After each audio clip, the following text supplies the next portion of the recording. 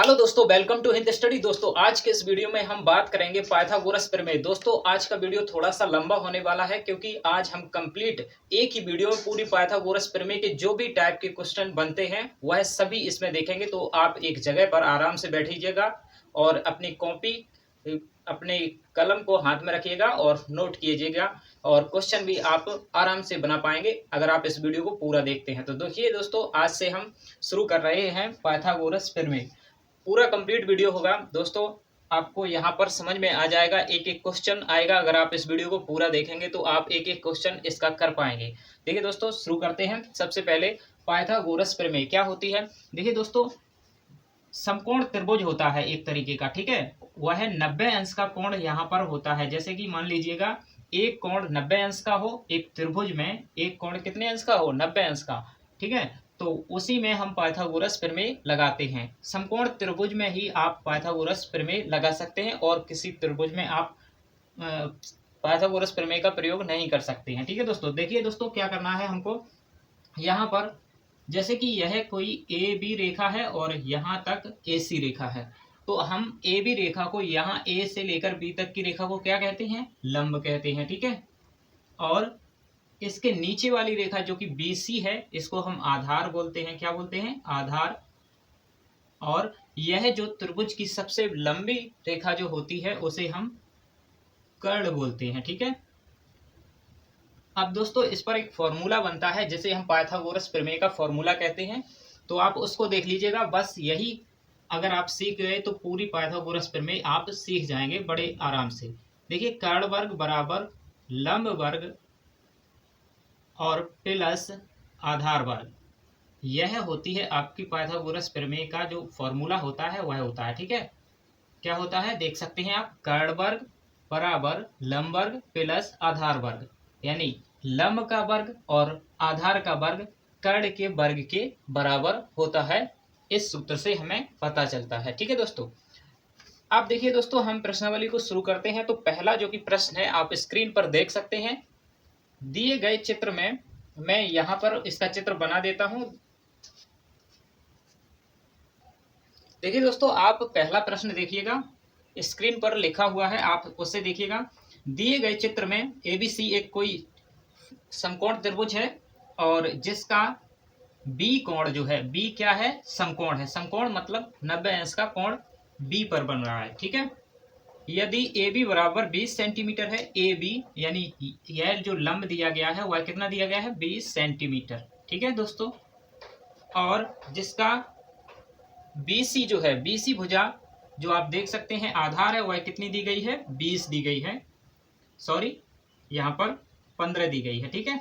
15 centimetre आपका आधार दिया गया है और लंब आपका 20 सेंटीमीटर दिया गया है, ठीक है। और हमसे पूछा गया है पाइथागोरस प्रमेय द्वारा AC की लंबाई ज्ञात कीजिए। ए से लेकर सी तक की हमें लंबाई ज्ञात करनी है, यानी कि कर्ण ज्ञात करना है। तो देखिए दोस्तों, हम यहाँ पर इसे कैसे लिखेंगे, आप इस प्रकार से ए से लेकर सी तक की भुजा को कर्ण लिख सकते हैं। यानी कि आप अगर फॉर्मूला लिखें तो कर्ण की जगह पर क्या लिख सकते हैं, ए सी का वर्ग, क्योंकि कर्ण क्या है, ए से लेकर सी तक की भुजा को हम कर्ण कहते हैं। तो ए सी का वर्ग बराबर लंब क्या है, ए बी का वर्ग, ए बी का वर्ग, ठीक है। और प्लस आधार क्या है, बी सी का वर्ग। तो देखिए क्या क्या दिया गया है हमें यहाँ पर, उसको हम रख लेंगे। ए सी कितना दिया गया है, यहाँ पर हमसे पूछा गया है ए सी, ठीक है दोस्तों। कर्ण हमें निकालना है और हमसे ए बी हमें दिया गया है कितना, 20। तो ए सी को ऐसा ही लिखा रहने देंगे और ए बी की जगह पर क्या दिया गया है, 20, तो 20 का वर्ग कर देंगे यहाँ पर, ठीक है दोस्तों। और बी सी की जगह 15 लिखेंगे। दोस्तों बड़े बड़े प्रश्न भी इस पर हम करेंगे। अभी आप देखिएगा, हम शुरुआत से हल्के प्रश्नों को पहले करेंगे एक दो, फिर हम बड़े क्वेश्चनों को भी करना सीखेंगे। तो देखिए 15 का वर्ग हमने क्या किया, फिर से समझिएगा दोस्तों। हमें दिया गया था ए बी रेखा जो कि लंब है, वह 20 दी गई थी और आधार 15 दिया गया था। कर्ण हमसे पूछा गया था। तो देखिए ए सी रेखा यानी कर्ण हमसे पूछा गया है, कर्ण का वर्ग बराबर लंब जो कि 20 का वर्ग प्लस आधार यानी 15 का वर्ग हमने यहाँ पर लिख दिया है, ठीक है दोस्तों। तो अब हम क्या करेंगे, 20 का वर्ग क्या होता है तो आप जानते होंगे, 20 का 20 में गुणा करेंगे तो कितना आएगा, 400, यानी 20 का वर्ग जो होता है वह 400 होता है, ठीक है। और प्लस 15 का वर्ग कितना होता है, 15 में 15 का गुणा करेंगे तो आएगा 225, ठीक है दोस्तों। तो AC स्क्वायर बराबर कितना आ गया 400 प्लस 225। तो AC का वर्ग निकालेंगे, यहाँ से हमें निकालना है केवल AC। तो पहले हम 400 और 225 को जोड़ेंगे तो 625 हो जाएगा। ठीक है दोस्तों, तो अब देखिएगा 625 यह किसका वर्ग है, आप किसका वर्ग समझते हैं इसको, तो 25 का वर्ग 625 होता है। ठीक है, तो इस तरफ क्या है AC का वर्ग है। अब AC का वर्ग इस तरफ है और वहां पर 25 का वर्ग है, तो वर्ग से वर्ग को हम हटा देंगे तो AC बराबर क्या आ जाएगा बताइए, AC बराबर आपका आ जाएगा 25। ठीक है दोस्तों, तो इस प्रकार से देखिए हमने कर्ण को निकाल लिया है बहुत ही आसान तरीके से। दोस्तों इस प्रकार से आप किसी भी प्रश्न को, इस टाइप के प्रश्न को आसानी से हल कर सकते हैं। ठीक है दोस्तों, तो अब देखिए दोस्तों हमारा दूसरा जो कि प्रश्न है बहुत ही शानदार प्रश्न है। देखिए हम अभी देखते हैं, आपको इसको मैं अभी इरेज कर देता हूं।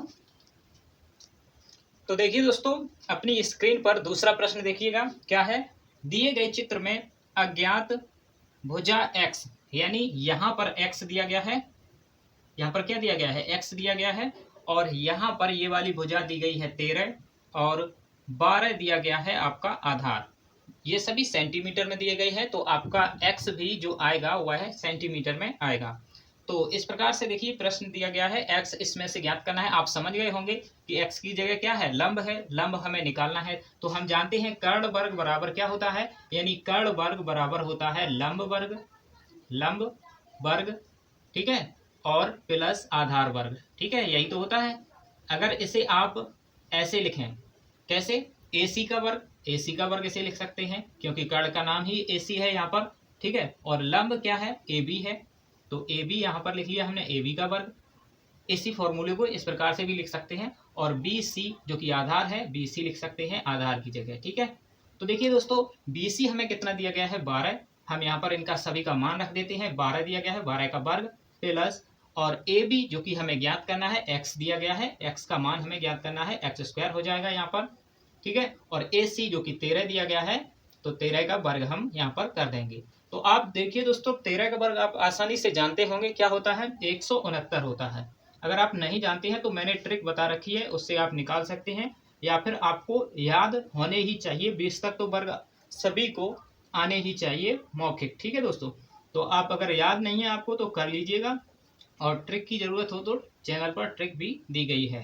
तो देखिए दोस्तों 12 का वर्ग कितना होता है 144। अब देखिए जब कोई भी संख्या का मान हमें निकालना होता है और उसकी संख्या साथ में होती है, 144 यहाँ पर है, इस तरफ 169 में से हम घटा देंगे। ठीक है, तो 169 में से 144 जाएंगे, 169 माइनस 144 बराबर x स्क्वायर। ठीक है, तो देखिए 144 में से 169 में से 144 जाएंगे तो कितना आएगा 25 आएगा, और 25 किसका वर्ग होता है भाई साहब, तो होता है यह 5 का वर्ग। तो देखिए x बराबर क्या आ जाएगा आपका 5 आ जाएगा। ठीक है दोस्तों, तो देखिए यहाँ पर आपका लंब कितना आ गया 5, तो x बराबर कितना आ गया 5।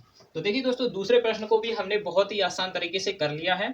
अब हम समझते हैं दोस्तों, रिक्त स्थानों की पूर्ति करते हैं। यहाँ पर हमसे रिक्त स्थानों की पूर्ति पूछी गई है, आप स्क्रीन पर देख सकते हैं। मैं आपको अभी ये यहाँ पर साफ करके दूसरा प्रश्न लिख करके बताता हूँ। ठीक है दोस्तों, तो देखिए दोस्तों यहाँ पर इस प्रकार से हमें, यहाँ देखिए रिक्त स्थान दिया गया है, यहाँ पर हमें संख्या भरनी है।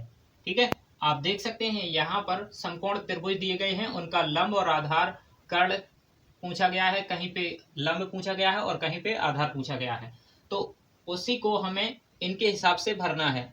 ठीक है, अगर आपको दोस्तों अगर ठीक से याद होंगे वर्ग तो आसानी से इसे आप कर लेंगे। ठीक है दोस्तों, तो मैं आपको देखो ये बताता हूँ। देखिए क्या करना है, ये है लंब, सबसे बड़ी भुजा त्रिभुज की कौन सी होती है, कर्ण होती है। ये आपका लंब हो गया और नीचे आपका आधार हो गया। तो आधार और लंब को जोड़ते हैं तो कर्ण निकल कर के आता है। तो देखिए 5 का वर्ग और 12 का वर्ग, तो 5 का वर्ग कितना होता है 25 होता है, और 12 का वर्ग 144 होता है। तो 144 और 25 को जब हम जोड़ते हैं तो कितना होता है 169 होता है, जो कि आपका 13 का वर्ग होता है। तो यहाँ पर संख्या क्या भरी जाएगी 13 भरी जाएगी। ठीक है, और इसी प्रकार से दूसरे समकोण त्रिभुज में देखें तो देखिए 10 लंब दिया गया है, कर्ण दिया गया है आपका 26, तो कर्ण दिया गया है और आधार पूछा गया है क्या होगा। तो क्या करेंगे दोस्तों, यहाँ पर देखिए 13 का वर्ग होगा, और यहाँ पर देखिए क्या होगा 24 का वर्ग है, इसमें किसका वर्ग आप जोड़ें जो कि 26 का वर्ग बन जाए, तो आप क्या करेंगे, देखिए 26 का वर्ग कितना होता है, 676 होता है, ठीक है। और 10 का वर्ग होता है 100, ठीक है। तो 100 का वर्ग जब आप आधार निकालते हैं तो 676 में, यानी कर्ण में से आप लंब को घटाएंगे, ठीक है। तो कितना आएगा 576, और 576 किसका होता है, 24 का। तो यहाँ पर आ जाएगा आपका, देखिए यहाँ पर आपका 24 का वर्ग दिया गया है पहले से ही, और यहाँ पर आपको क्या पूछा गया है, 24 का वर्ग दिया गया है, 10 का वर्ग भर जाएगा, यहाँ पर क्या भर जाएगा, 10 का वर्ग। आप इसे देखकर भी कर सकते थे कि यहाँ पर 24 का वर्ग दिया गया है पहले से ही, तो यहाँ पर 10 का ही वर्ग आएगा, ठीक है। तो इस प्रकार से आप इसे भर सकते थे। देखिए यहाँ पर 2.5 का वर्ग दिया गया है, इसमें से 2 का वर्ग घटाया गया है। तो आप क्या करेंगे, 2.5 का वर्ग कैसे करेंगे, देखिए 2.5 का आप 2.5 में गुणा कर दीजिए, तो देखिए कितना आएगा, 25 कितना होता है, 625, और 625 दो दशमलव आ जाएगा आपका 625, क्योंकि 2 दशमलव है तो 2 अंक बाद दशमलव लग जाएगी, यानी 6.25 आएगा, ठीक है। और इसमें से 4 घटा देंगे, क्योंकि 2 का वर्ग करके इसमें से घटाएंगे, कर्ण क्या है 2.5 और आधार है 2, तो लंब निकालना है, तो घटा देंगे 6.25 में, कर्ण के वर्ग में से आधार का वर्ग घटाएंगे तो आएगा कितना आएगा 200, 6 में से 4 जाएगा तो 200 आएगा, 225 आएगा, कितने का यह वर्ग होगा आपका 1.5 का वर्ग होगा, कितने का होगा 1.5 का। तो यहाँ पर आप 1.5 लिख देंगे, ठीक है। और अब देखिएगा यहाँ पर दिया गया है तीन लंब दिया गया है, और आपका आधार दिया गया है 4, तो आपको कर्ण ज्ञात करना है। तो क्या करेंगे आप, 3 का वर्ग, यहाँ पर 5 का वर्ग दिया गया है, ठीक है। यहाँ पर देखिए आप इसी को देख करके भर सकते हैं कि क्या कमी है इसमें, 4 की कमी है, तो 4 का वर्ग यहाँ पर हो जाएगा, क्योंकि 3 का वर्ग 9 होता है और 4 का वर्ग होता है 16, तो 16 और 9 कितना हो जाएगा 25 हो जाएगा। तो 25 किसका वर्ग होता है, 5 का होता है, तो इस प्रकार से यहाँ पर हम 4 का वर्ग भर देंगे, ठीक है दोस्तों। तो आइए दोस्तों अब हम स्क्रीन पर चलते हैं। देखिए दोस्तों स्क्रीन पर देखिएगा, तीसरा जो कि हम प्रश्न कर चुके हैं, यह हमारा तीसरा प्रश्न था प्रश्नावली का, और अब हम चौथा प्रश्न देखते हैं। बहुत ही शानदार प्रश्न है, आप पढ़ सकते हैं। देखिएगा दोस्तों प्रश्न क्या है, 10 मीटर लंबी सीढ़ी, यहाँ पर 10 मीटर यह लंबी सीढ़ी है, और दीवार से 8 मीटर की दूरी से दीवार पर लगाई गई है, ठीक है। दीवार यह है, इसके 8 मीटर दूरी से सीढ़ी लगाई है। कितनी मीटर लंबी है सीढ़ी, 10 मीटर, और दूरी कितनी है, कितनी दूराई से लगाई है, 8 मीटर, ठीक है।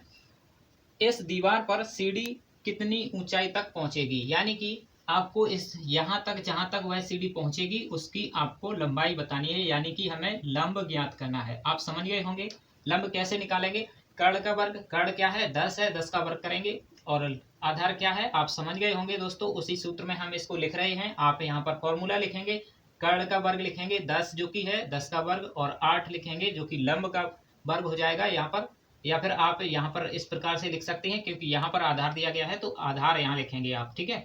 या फिर आगे पीछे प्लस में कोई कहीं भी लिख सकते हैं आप, लंब का वर्ग, ठीक है, और प्लस आधार का वर्ग, ठीक है। यानी आधार क्या दिया गया है 8 दिया गया है, तो आप डायरेक्ट लिख दीजिएगा 8 का वर्ग, ठीक है दोस्तों।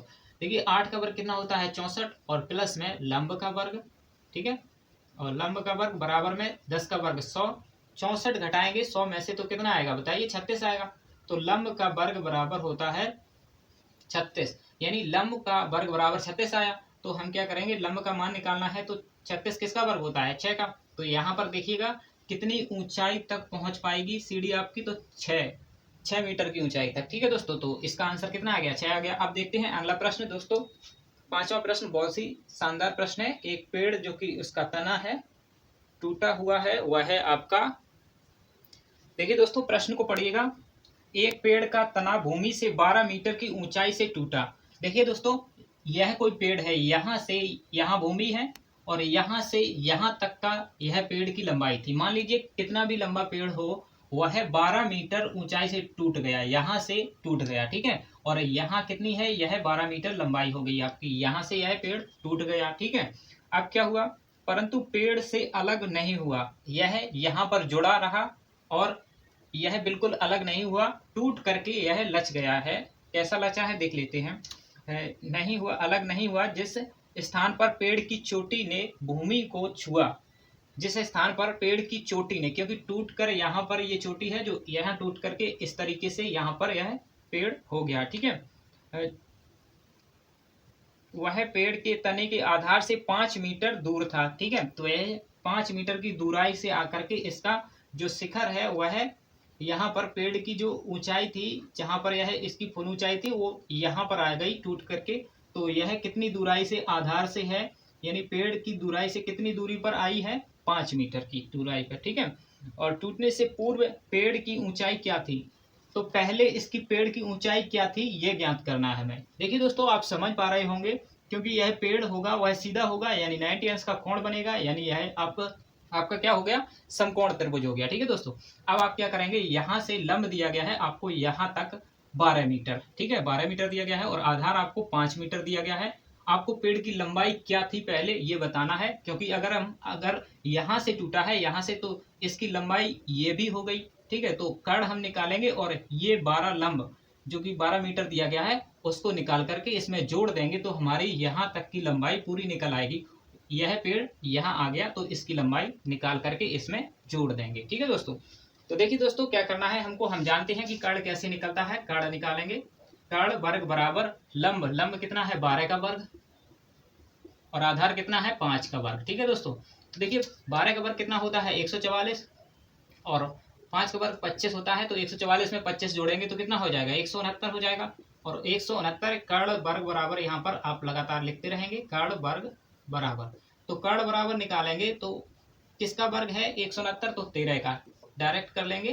13 का वर्ग 169 होता है, तो कर्ण बराबर कितना आ गया 13 आ गया। अब आप समझ गए कि यहाँ से तना टूटा तो यहाँ पर आया, यह कितना लंबा था टूटा हुआ, तो 13 मीटर।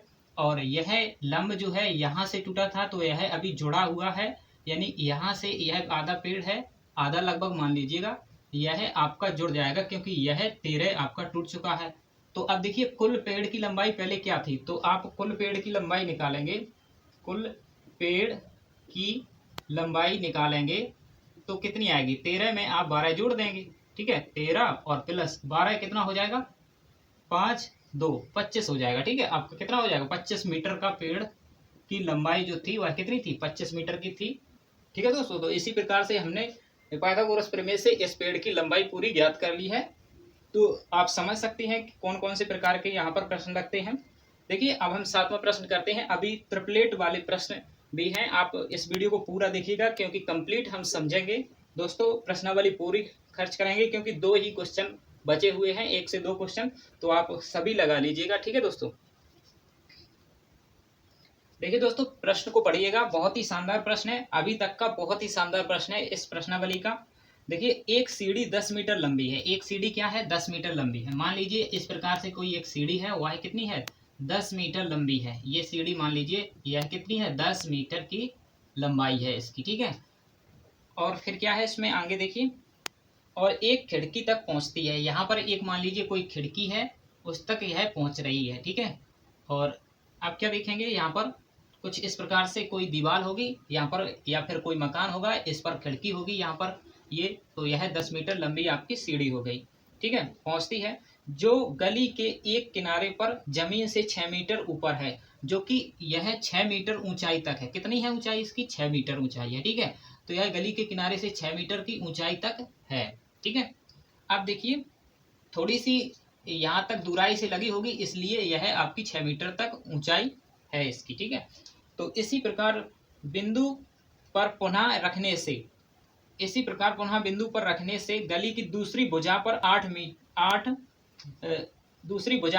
मीटर ऊंची खिड़की तक पहुंचती है। दूसरी भुजा यानी कि अगर आप इसे यहीं पर रहने देंगे तो यह आपकी 8 मीटर ऊंचाई तक दूसरी तरफ पहुंच जाती है। यही सीढ़ी आपकी 8 मीटर ऊंचाई तक पहुंच जाती है, यही सीढ़ी। ठीक है, तो है तो 10 मीटर, क्योंकि यह दूराई से रखी है तो इसलिए यहाँ पर कम जो कि दूराई है, इसलिए यहाँ पर अधिक ऊंचाई तक पहुंच रही है। ठीक है, यानी कि कम ऊंचाई तक पहुंच रही है, दूराई से रखी हुई है इसलिए कम ऊंचाई तक पहुंच रही है। यहाँ पर आपकी पास से रखी होगी इसलिए अधिक ऊंचाई तक, यानी 8 मीटर तक पहुंच रही है। तो इस प्रकार से रखी हुई है, बीच में यह आपकी यहाँ से लेकर यहाँ तक की क्या है गली है। ठीक है, तो अब आपको देखिए दोस्तों क्या निकालना है, इस गली की चौड़ाई निकालनी है, यह गली कितनी चौड़ी है यह। ठीक है, तो यह आपकी गली है, तो यह आपकी कितनी चौड़ी गली है यह निकालना है। तो देखिए दोस्तों अगर आप आसानी से यहाँ पर निकालेंगे, बहुत ही आसान से निकाल सकते हैं। क्या क्या दिया गया है अगर आप इस चित्र को देखें। देखिए दोस्तों, अगर आप इस चित्र को यहाँ से देखें तो आपको दिख रहा होगा ये कर्ण है, ये लंब है और नीचे क्या है, आधार है। तो देखिए कर्ण का वर्ग कितना होगा, यानी 10 का वर्ग कितना होगा बताइए। 10 का वर्ग आपका 100 होगा और 6 का वर्ग कितना होगा, 36 होगा। क्योंकि हम आधार निकाल रहे हैं इसलिए इसमें से 100 में से 36 घटा देंगे तो कितना आएगा, 64 आएगा। अब 64 आएगा तो 64 किसका वर्गमूल लेंगे, 64 का वर्गमूल लेंगे तो 8 का यह वर्ग होता है। तो यहाँ पर देखिए यहाँ से लेकर के यहाँ तक की दूरी यानी निकल आई कितनी, 8 मीटर। अब हम क्या करेंगे दोस्तों, अब हम करेंगे यहाँ से, देखिए यहाँ से लेकर यहाँ तक की दूरी और पता चल जाए हमें तो हम पूरी चौड़ाई निकाल सकते हैं, यहाँ से लेकर यहाँ तक की चौड़ाई निकाल सकते हैं। आप देखिए दोस्तों, इसे डिटेल से पाइथागोरस प्रमेय करके लगा लीजिएगा, मैं आपको डायरेक्टली बता देता हूँ। यहाँ पर यह कर्ण हो जाएगा 10, अगर आप इस चित्र में देखेंगे तो कर्ण 10 है और यहाँ पर लंब क्या है, 8 है। तो 10 का वर्ग कितना हो जाएगा, 100 और 8 का वर्ग 64 और 64 घटाएंगे किसमें से, 100 में से 64 जाएंगे तो कितना आएगा, 36 आएगा। और 36 किसका वर्ग होता है, 6 का। यानी इतना आधार जो है यहाँ से यहाँ तक का 6 निकलेगा और यहाँ से यहाँ तक का कितना निकलेगा, 8 निकलेगा। ठीक है दोस्तों, तो अगर आपको देखने में लग रहा हो कि ये बड़ा है तो यह बड़ा होगा आपका। ठीक है दोस्तों, तो यहाँ पर चित्र थोड़ा सही नहीं बना है, आप समझ लीजिएगा।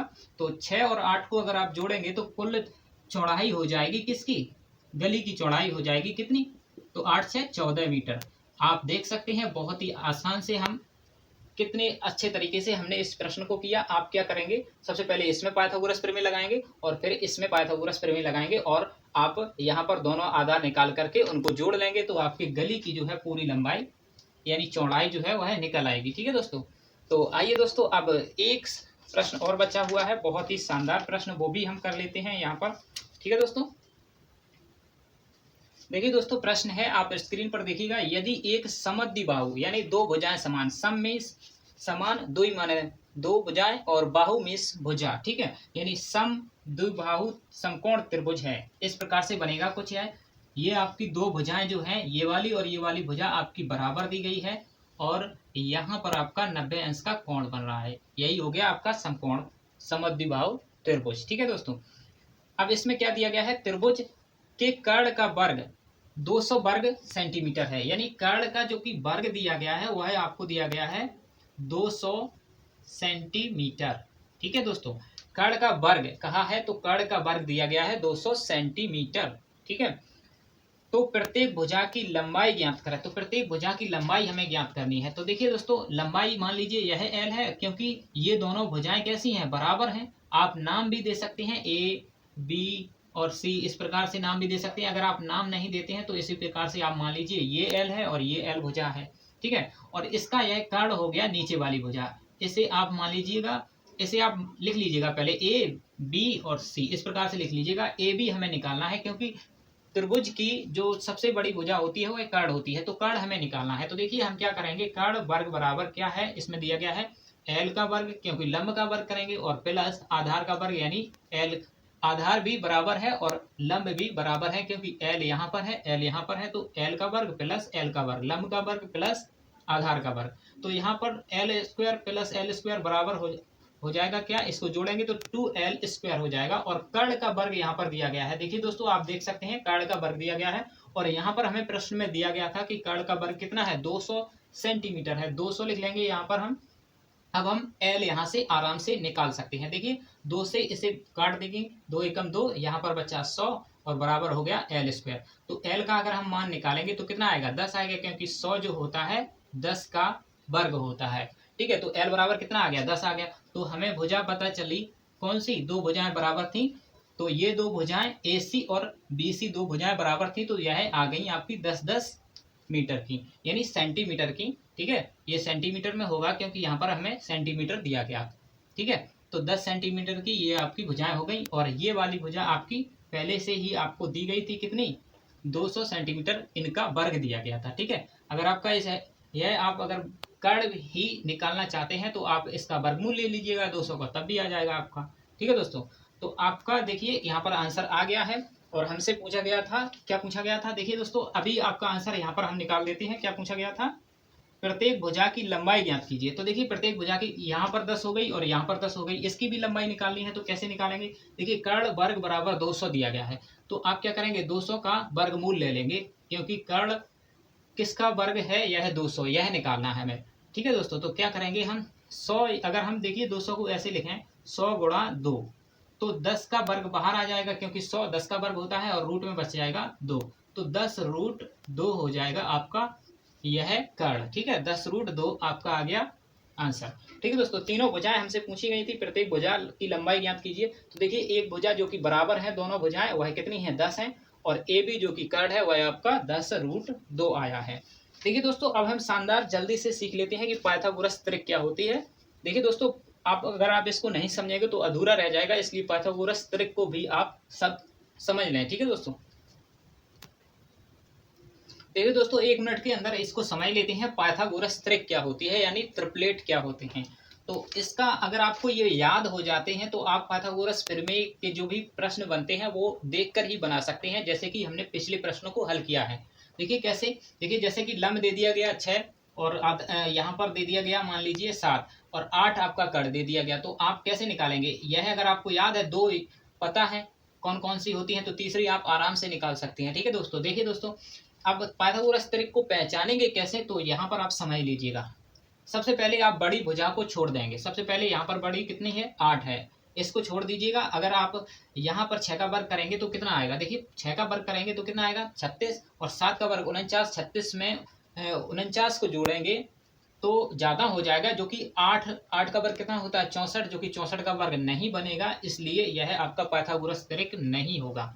अब देखिएगा कौन सा पाइथागोरस त्रिक होगा। देखिए आप बड़ी भुजा को छोड़ दीजिएगा, 5 यहाँ पर बड़ी भुजा है, बड़ा अंक छोड़ दीजिएगा, और आप क्या करेंगे 3 का वर्ग कितना हो जाएगा 9, और 4 का वर्ग 16 हो जाएगा, 16 और 9 को जोड़ेंगे तो 25 हो जाएगा, और 25 किसका वर्ग होता है 5 का, तो यहाँ पर आपका पाइथागोरस त्रिक हो जाएगी 3 4 5, यह पाइथागोरस त्रिक है। ठीक है, अब देखिए 5 12 13 ये भी आपकी पाइथागोरस त्रिक है। मैंने कैसे बता दिया देख करके, क्योंकि मुझे पता है कि 12 का वर्ग कितना होता है 144, और 5 का वर्ग होता है 25, तो 25 में 144 जोड़ेंगे तो 13 का वर्ग हो गया। ठीक है, 13 का वर्ग कितना हो गया 169 हो जाएगा, यह अगर जोड़ेंगे आपको, मतलब आप अगर जोड़ेंगे 25 और 144 को तो 169 हो जाएगा, जो कि 13 का वर्ग होता है। ठीक है, तो इस प्रकार से आप ट्रिपलेट को पहचान लेंगे। देखिए यहाँ पर आप क्या करेंगे 15 16 और 8, 8 का वर्ग कितना 15, 15 का वर्ग कितना होता है 225, और 8 का वर्ग कितना होता है 64, तो 225 में 64 जोड़ेंगे तो देखिए 4 5 4 9 और 6 2 8, और 289 जो कि 17 का वर्ग होता है यहाँ पर दिया गया है 16 दिया गया है, इसलिए यह आपका पाइथागोरस त्रिक नहीं होगा। ठीक है, तो 6 का वर्ग कितना होता है 36, और 8 का वर्ग कितना होता है 64, 64 और 36 को जोड़ेंगे तो 100, 100 किसका वर्ग होता है 10 का होता है, तो यह आपका पाइथागोरस त्रिक हो जाएगी। ये आपका पाइथागोरस त्रिक नहीं है, ये आपका पाइथागोरस त्रिक है, ये भी है और ये भी है, ये नहीं है। ठीक है, तो अब इसको देख लेते हैं, ये भी आपकी पाइथागोरस त्रिक है, क्योंकि यहाँ पर देखिए 3 4 5, 3 4 5 बिंदी ही बड़ी हुई है यहाँ पर 30 40 50, तो ये भी आपकी पाइथागोरस त्रिक हो जाएगी, क्योंकि आप 30 का वर्ग 900 और 40 का वर्ग 1600, तो 40 और 900 2500 हो जाएगा, जो कि 50 का वर्ग होगा। ठीक है, तो आप आसानी से पाइथागोरस त्रिक को समझ सकते हैं और पहचान सकते हैं। ठीक है दोस्तों, तो इस प्रकार से, तो आशा करता हूँ दोस्तों आपको यह वीडियो पसंद आया होगा। अगर पसंद आया है तो वीडियो को लाइक करें और अपने दोस्तों के पास इसे शेयर करें। बहुत ही मेहनत लगती है दोस्तों वीडियो को बनाने में, तो इसे ज़रूर पसंद किया करें और दोस्तों के पास ज़रूर शेयर किया करें। ठीक है दोस्तों, तो सब्सक्राइब जरूर कर लें चैनल को, और जो भी आप जिस टॉपिक पर वीडियो चाहते हैं वो आप कमेंट कर सकते हैं, मैं उसको कंप्लीट कराने की कोशिश करूँगा। लंबा वीडियो हो जाता है, इसलिए हम छोटे छोटे वीडियो बनाते रहते हैं। तो अगर आप लंबा वीडियो भी चाहेंगे तो आप लिख दीजिएगा, मैं लंबा वीडियो एक ही वीडियो में पूरा चैप्टर करा दूंगा। ठीक है दोस्तों, तो मिलते हैं अगली वीडियो में। थैंक्स फॉर वॉचिंग, वीडियो को शेयर जरूर कीजिएगा।